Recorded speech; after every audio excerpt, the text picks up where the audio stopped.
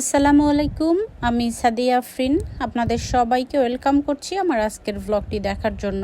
আশা করছি ভালো লাগবে। যদি ভালো লাগে প্লিজ লাইক, কমেন্ট এবং সাবস্ক্রাইব করে পাশেই থাকবেন। তো এটা হচ্ছে পূর্ব লন্ডনের শ্যাডোয়েলে আমরা গিয়েছিলাম। আমাদের একটা ফ্ল্যাটে কিছু কাজ চলছে, তো কয়েকবারই গিয়েছি ওটা দেখার জন্য। তো কাজ শেষ হয়েছে এই বিল্ডিংটাতে আমাদের ফ্ল্যাটটা। তো সিঁড়ি দিয়ে উঠছিলাম আর বাংলাদেশের কথা বারবার মনে পড়ছিল। বাংলাদেশেও তো এভাবে সিঁড়ি দিয়ে উঠতে হয়, যে এই বাসাতে অবশ্য লিফট না থাকে। তো এখানে কোনো লিফট ছিল না, এখানে সিঁড়ি দিয়ে উঠতে হয়।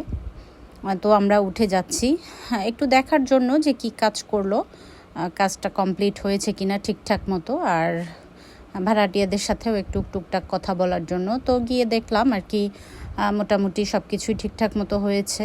টয়লেট, শাওয়ার এগুলো ঠিক করে দিয়েছে এবং কিচেনটা পুরোটাই কমপ্লিটলি চেঞ্জ করে দিয়েছে একেবারে খুব সুন্দরভাবে। প্রথম যখন দেখিয়েছিলাম আপনাদের তখন একেবারে ভাঙা, সব কিছু এলোমেলো ময়লা ছিল। তো এখন সব কিছু ঠিকঠাক করে দিয়েছে, টাইলসগুলোও পরিবর্তন করে দেয়া হয়েছে।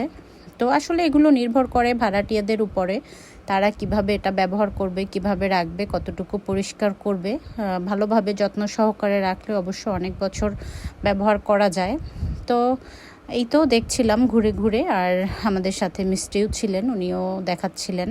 আর এখান থেকে বাইরের পরিবেশটা খুব সুন্দর দেখা যাচ্ছিল, পুরো শ্যাডোয়েলটা। তো আমি এখানে একটু ভিডিও করে নিচ্ছিলাম আর ট্রেনের জন্য অপেক্ষা করছিলাম যে কখন ট্রেনটা আসবে আর কখন দেখব। তো বারবার গিয়ে আসলে দেখছিলাম জিনিসগুলো, যেগুলো বলেছে ওইগুলোই লাগিয়েছে কিনা, সব কিছু চেক করা। আসলে চেক করে দিলে পরবর্তীতে অবশ্য কোনো সমস্যা হয় না। তো এইদিকে যখন বের হয়েছি তখন আবার ট্রেন যাচ্ছিল, ট্রেনটা দেখছিলাম।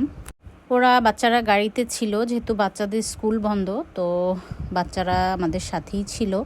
এরপরে আমরা গাড়িতে চলে এসেছিলাম এখানে একটা দাওয়াত খাওয়ার জন্য। তো দাওয়াতের ব্লগটা আমি আপনাদের সাথে শেয়ার করেছি, আশা করছি ভালো লেগেছে। তো এরপরে এটা ছিল পরের দিন, আমরা সামার হলিডের জন্য একটু ঘোরাফেরা করতে যাব লন্ডনের বাইরে কয়েকদিনের জন্য। তো আমরা ওখানে কয়েকদিন থাকবো ক্যারাভ্যানে। তো এদের জন্য টুকটাক খাবার রান্না করে নিচ্ছি। আমরা 3 ফ্যামিলি যাব, আমরা 3 ফ্যামিলি এটাকে হিসেব করে ভাবিরা সবাই আমরা মিলে কে কী নিবে ওইটা হিসাব করে আমরা নিয়ে নিয়েছি। তো আমি গরুর মাংস রান্না করে নিচ্ছি আর তন্দুরি চিকেন করব কিছু। তো এটাও ম্যারিনেট করে নিচ্ছি। কিছু কিছু জিনিস রেডি করে নিয়ে যাব, কারণ ওখানে গেলে হয়তো দেখা যাবে কাজের মধ্যে থাকলে আর ঘোরাফেরা হবে না। তো বেশিরভাগ খাবারই আমরা রেডি করে নিয়ে যাব। তো তন্দুরি চিকেনটা আমি ম্যারিনেট করে নিচ্ছি, এটা গুছিয়ে নিয়ে এরপর অন্য কাজগুলো করব।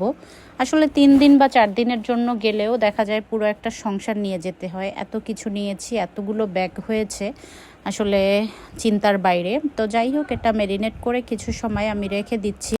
তো এই তো কিছু সময় আসলে ম্যারিনেট করে রেখে এরপর আমি অন্য কাজগুলো করছিলাম। আর গরুর মাংসটা কষিয়ে এটায় পানি দিয়ে এটাকে আমি আসলে ডিপ করে তারপর নিয়ে যাব। ডিপ ফ্রিজে না রাখলে হয়তো দেখা যাবে নষ্ট হয়ে যাবে।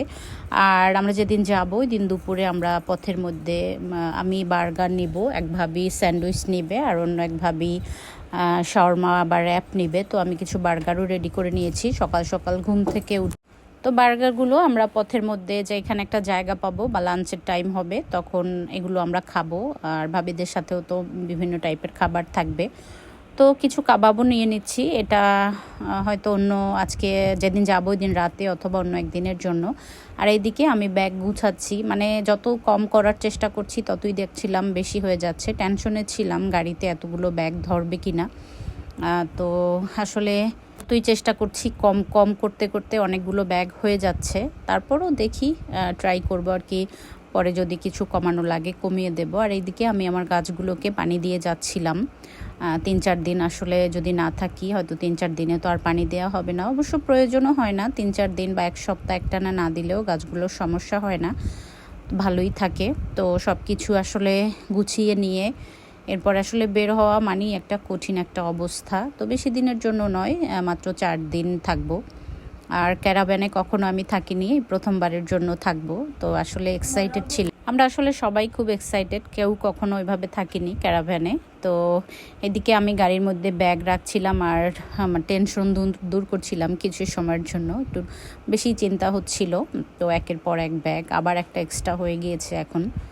কিছু আসলে খাবার বক্সে নেওয়া হয়েছে, বক্সের জন্য আসলে ব্যাগগুলো খুব ইজিলি ভরে গিয়েছে। পানির বোতলগুলোও নিয়ে নিয়েছি, কিছু পানিও নিয়ে নিয়েছি। হোটেলে থাকলে তো অবশ্য এই ঝামেলাগুলো হয় না, হোটেলে থাকলে শুধু কাপড় নিয়ে গেলেই হয়, খাওয়া দাওয়া তো তখন বাইরেই হয়। তো আমরা এবার আসলে অন্যরকম একটা প্ল্যান যে আমরা নিজেরা কিছু, যেহেতু ওখানে ডাইনিং কিচেন এগুলো সবই আছে, নিজেরাই কিছু করব। তো এই তো গাড়িতে ব্যাগ ঢুকিয়ে দিচ্ছি। আর গাড়ির মধ্যে এতগুলো চেয়ার ছিল, চেয়ারের জন্য আসলে গাড়িতে ব্যাগ নেওয়া যাচ্ছিল না। আর চেয়ারগুলো প্রয়োজন হবে বাইরে গেলে আসলে সবাই বসার জন্য। তো সব কিছু মিলিয়ে আসলে গুছিয়ে নিচ্ছি। আর এইদিকে চেয়ারগুলো আমি দুই একটা আর কি ঘরে রেখে দিয়েছি, সবগুলো আর কি নেব না। তো যাই হোক, এই তো আমাদের জন্য দোয়া করবেন, আমাদের ট্রিপ যেন ইনশাল্লাহ সব কিছু ঠিকঠাক মতো যায়। পরবর্তীতে ওখানে কি দেখলাম কি করলাম সব কিছু শেয়ার করার চেষ্টা করব। আল্লাহ হাফেজ।